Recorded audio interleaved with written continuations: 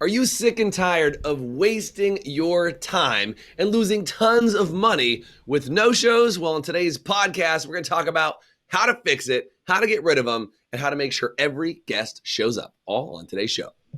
Salon owners are some of the most amazing people on planet Earth. The only problem is sometimes their hearts are so big and they give so much of themselves to their staff and guests that it creates unintended consequences.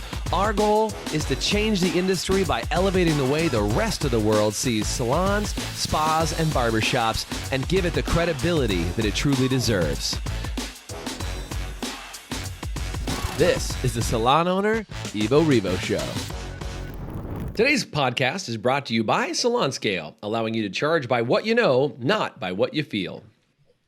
Welcome to today's show. I'm your host, Jason Everett, and with me is my partner in business, Mr. Doug Campbell. What's going on, man? How's it going? Good to be here. It's a good day. I think this topic comes up. We see it in forums all the time. This topic of no-show appointments. People are like, I had somebody booked, they no-showed me, and it was $500. Gone, vaporized, it's toast, it's out of here.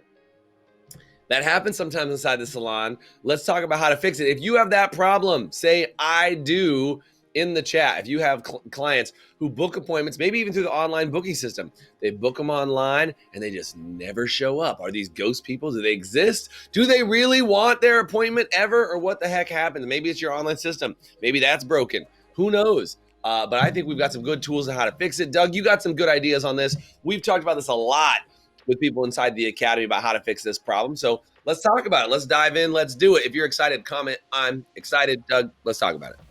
And so I think, first of all, we're transitioning out of the COVID because COVID put an asterisk next to everyone's cancellation policy. Because, I mean, you can't really ding people for, I'm sick or I've got a fever now. Sorry. Right, you got to come in or we're going to hit you up.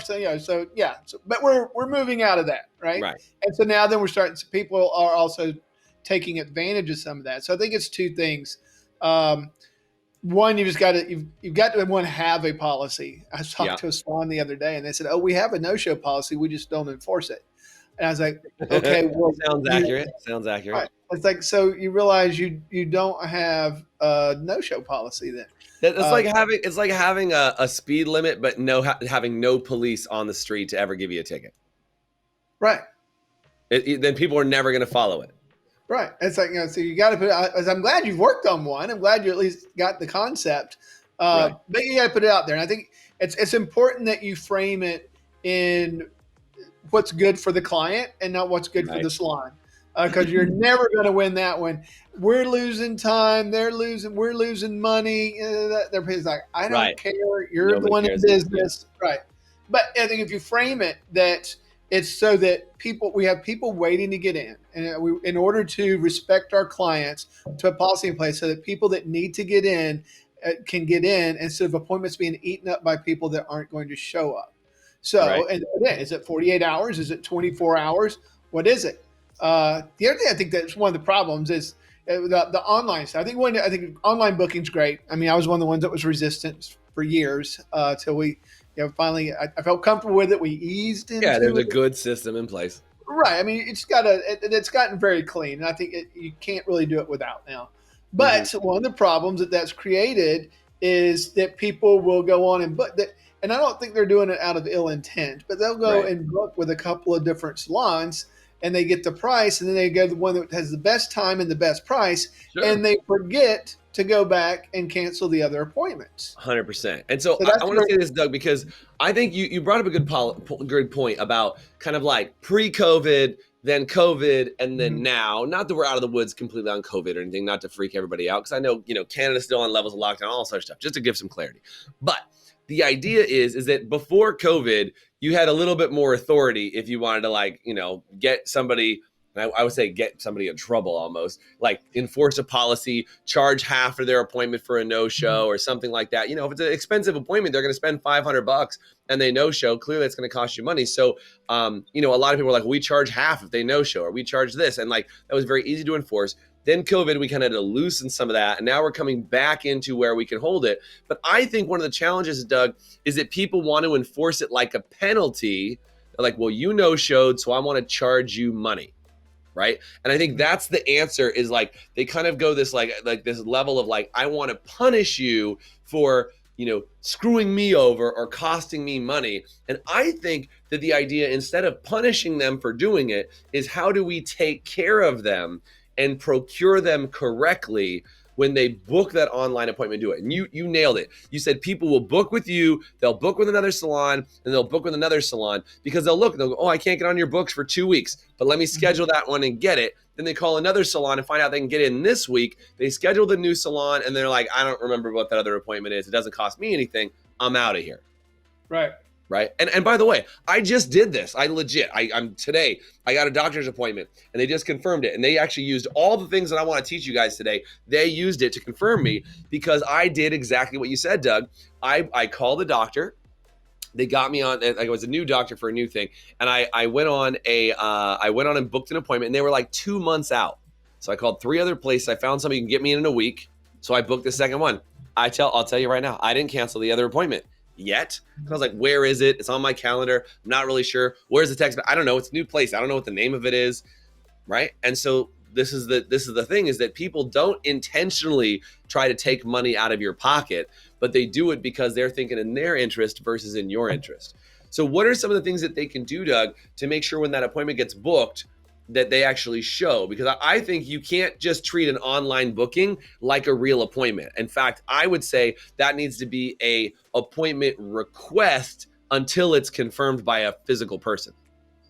Yeah, I mean, so you can do it a couple of ways. The way that I like best, the most seamless way is, and it can be in conjunction with other things, but doing a credit, that you can hold their credit card and you let them know, because if you book this, that brings a different level of awareness. Right. Book this appointment with your credit card, not just book whatever you want whenever you block out 6 hours on my schedule. Right. I mean, that does other things too with online booking. If you got a disgruntled employee or someone that's mad at a stylist, if there's no charge for going there and blowing their book up and putting a bunch of fake appointments on there, then they're probably going to do it. I mean, in the world that we live in now with the trolling and everything else, you got to protect yourself. So if you put a credit card charge on there, that's one way. But two, whenever it's an online booked appointment, you have your staff reach back out to them and confirm that it's, and the way to do that is like, we're making sure this is a real appointment. You're going to show up. That's right. We just want to make sure that you're booked for the correct thing. Right. I think that's the way to reach out and make sure that, and that is a real thing. You brought up a good point. Book for the right thing, because they don't know how long they need to be there for, or maybe they booked a haircut, but they want a full processing service. And like, they don't have the right amount of time booked anyway. So that's why you got to treat it like an appointment request. So somebody please type in online booking is an appointment request in the chat, because I think it's really important. You don't just go, well, they know what they're doing, we're just going to let them book it. Right. I mean, no, you didn't have that. We got the information on ours, and we explained to them, if you're a new guest, this is an appointment you need to book. You don't book this appointment. That information's there, but it never hurts to check back with people. Double check. Not everybody reads the small print. I know that's a shocker. I know that's crazy, but I don't even read the big print half the time. Let's be honest. So it's going back and double check. So you put the credit cards and you go back and double check. That really starts to help and now I think you just put you're part of your reward system, part of everything else for your regular clients can be based on that you don't have any no-shows or cancellations. And there again, points. With being, understand. I mean, if someone's in the hospital or, sure. There's a level of grace that needs to exist here for sure. Right. But I think they do the protocols beforehand, make sure that, and I prefer for as much of this to be done by your software system as possible. And by the way, the credit card, go ahead. And go ahead. I was going to add too. Please go finish your thought. And so a lot of times, in order to do a lot of this stuff online with it's the new way that it's done now, and I know why, I know where the money's being made, but almost every software system has a preferred credit card processing company that they work with. And if you don't go with their processing company, then you can't do some of these other features. You usually can't do The like credit card reservation and all that right, other stuff. right. Gift certificates, reservations, holding cards, all that stuff. So when you're shopping for a POS system, make sure that you compare their credit card Yeah. processing, because Yep. that's something you can. I mean, even though you love, I mean, well, I had one that I loved that was outside of our software system that can't remember the name of them now. But anyway, they were great. They consistently held our rate where they promised our rate would be. So that was great. But anyway, you need to make sure that you're integrated with their. It turns on so many other features. And I know it's one of those things, but that's just the way it's done now, because they get a piece of the pie basically for the processing, and it's a bulk sell. So a couple things that are important to note here is number one is play with your software, see what is possible. Can you get credit card reservation, like to hold it, or say, hey, you'll be charged a $25 a hold fee or $50 a hold fee, especially for longer appointments. See if it gets integrated with your software. Now, I want to say some software, and again, we work with a ton of different software companies, throughout the salon world. Some of them have all this integrated worked in. Some of them have stack-ons or add-ons in the system. I know, inside of Mevo 2, I know inside of Forest, I know a lot of those guys have a lot of those tools. Some of the other software systems that are out there have some other integrations. We know the owner of Salon Clouds Plus. I was booked for the salon that I work with. They were using Salon Clouds Plus to confirm my appointment. So I was getting emails and text messages, but this is what I want to talk about. When we come back, I want to talk about what's the sequence that needs to be set up, so that whether you have your own software that does this or they do it, there's a tool to make sure, like a system to follow, to make sure that they actually show up for their appointments. We're going to talk about when we come back after this very short commercial break, so you can write this down, get out a pen, get out a paper. And if you want to know the system, comment system, because we'll give it to you right after we come back. Let's do it. Hey, HPSA listeners, let me ask you this. Are you tired of not knowing what your hair color is costing you on every appointment and watching it chew up your profit? Well, with Salon Scale, we take the guesswork out for you. Using a mobile app paired with a Bluetooth scale, Salon Scale will tell you exactly what your color is costing you on every bowl mix down to the gram.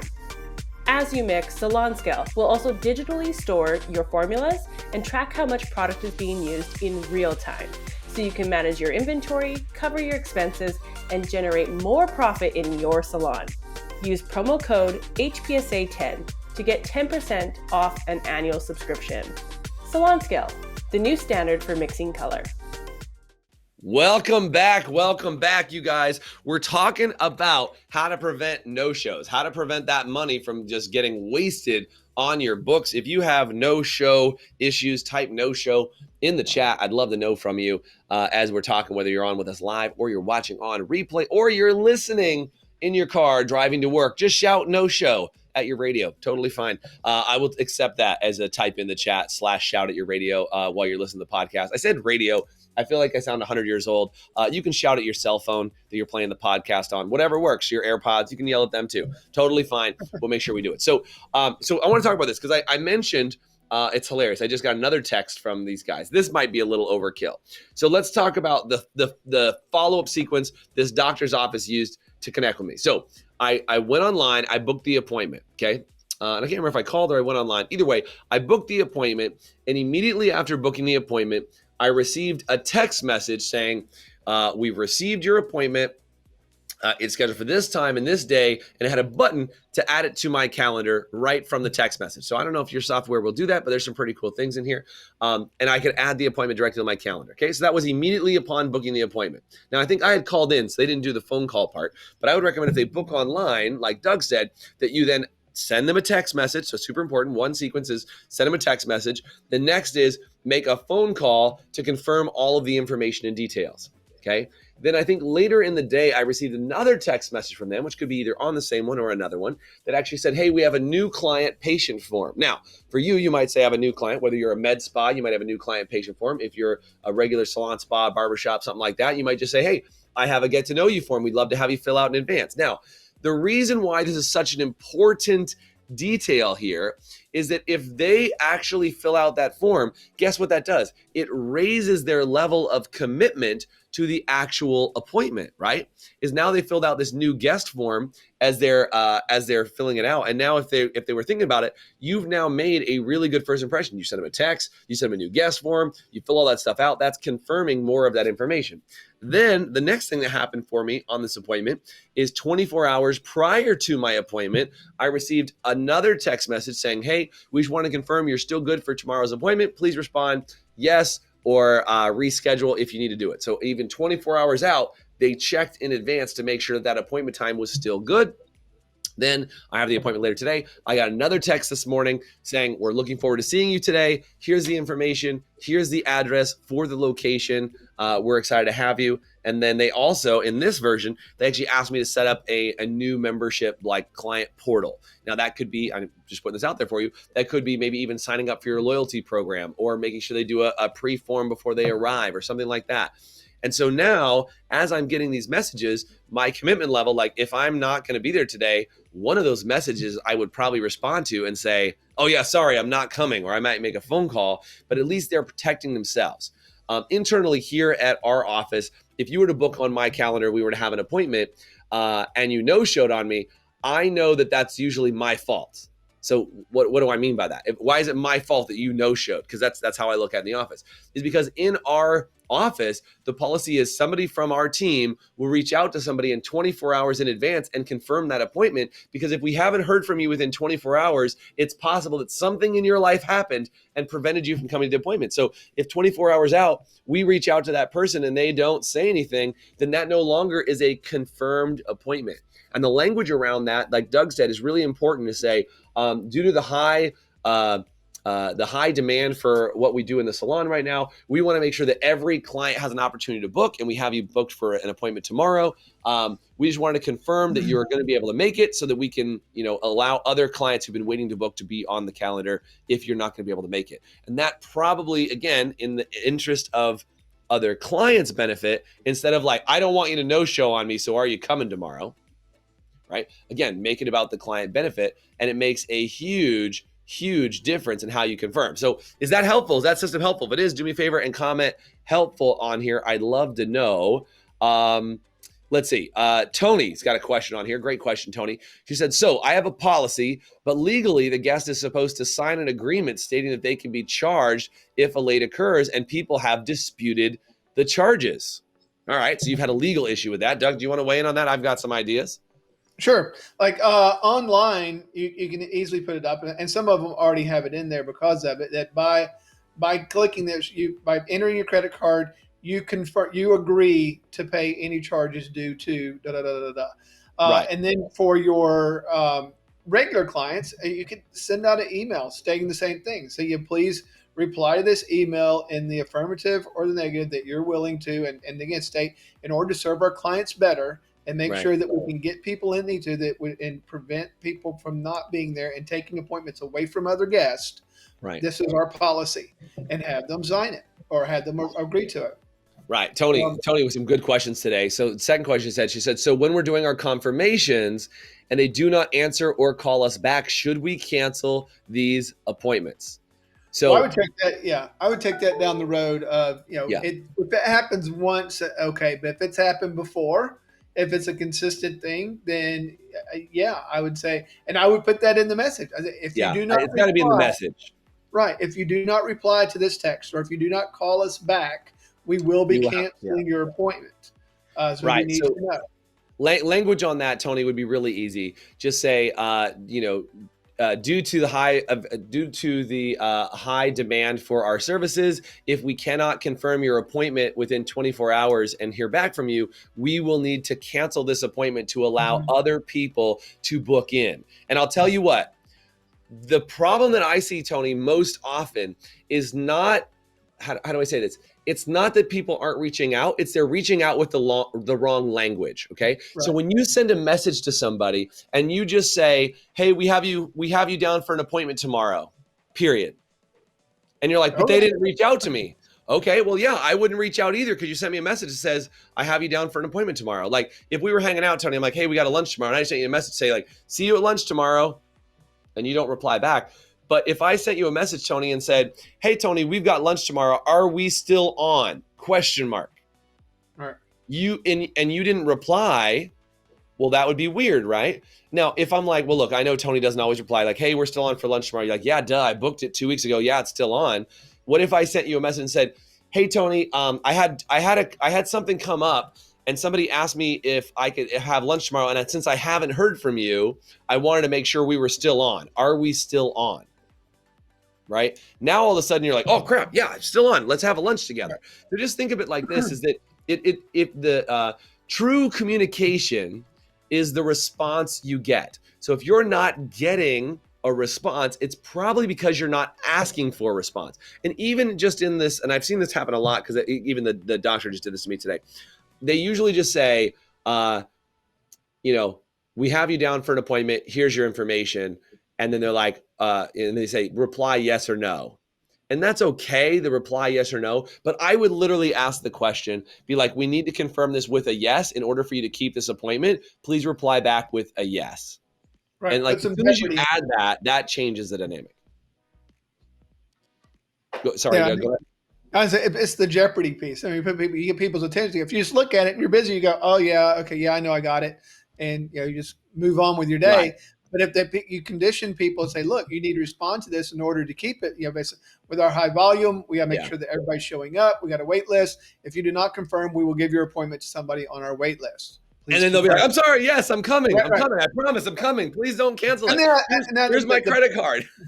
And the backside of that, I think also it says we respect people on our wait list. So if you ever end up on our wait list, we know that we're actively trying to find you an appointment by trying to weed out no-shows ahead of time so that we can serve you. I mean, that's the unstated part of what's being said in that message. I think you got to listen to think about that whole concept of it's always the what's in it for me. I mean, if you ever frame it that it's about your business or even that it's about your employees, you're going to lose because people are like, I don't care. I'm the client. I'm always right. All that good stuff. Yeah, and I want to add this last piece too for Tony and everybody else listening. And again, if this is helpful, do me a favor and say super helpful in the chat or throw some exclamation marks in there just so I know you guys are getting some good stuff.